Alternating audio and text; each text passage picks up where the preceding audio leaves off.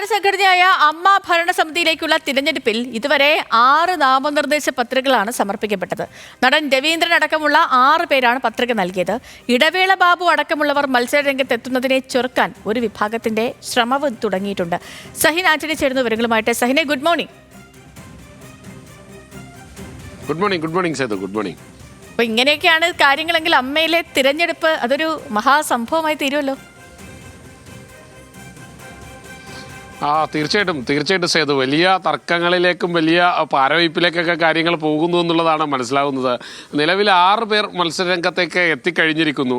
നടൻ രവീന്ദ്രൻ ഒരു സിനിമയൊക്കെ പ്രഖ്യാപിച്ചിരുന്നു. ആ സിനിമ പ്രഖ്യാപനത്തിന് പിന്നിൽ പോലും ഈ മത്സരമായിരുന്നു ലക്ഷ്യം വെച്ചിരുന്നതെന്ന് സംശയിക്കേണ്ടിയിരിക്കുന്നു. കാരണം സിനിമകളില്ലാത്ത താരങ്ങൾക്ക് താൻ സിനിമ കൊടുക്കുന്നു എന്ന് പറഞ്ഞുകൊണ്ടായിരുന്നു രവീന്ദ്രൻ സിനിമ പ്രഖ്യാപിച്ചത്. പിന്നീട് അദ്ദേഹം ആ മത്സരരംഗത്തേക്ക് എത്തിയിരിക്കുന്നു. അദ്ദേഹം എല്ലാവരെയും വിളിക്കുന്നുണ്ട്.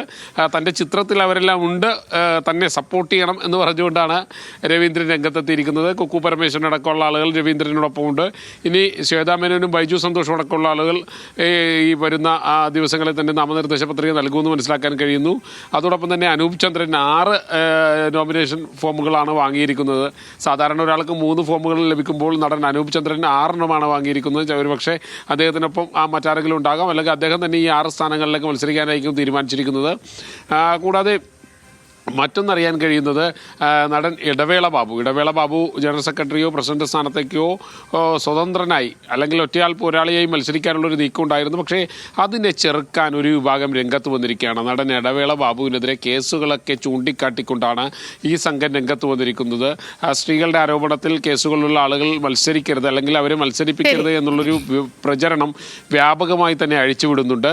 എന്തായാലും നവ്യ നായർ അടക്കമുള്ളവർ വരും ദിവസങ്ങളിൽ നാമനിർദ്ദേശ പത്രിക സമർപ്പിക്കുമെന്ന് കരുതാം. ഓക്കെ സഹിൻ, ശരി.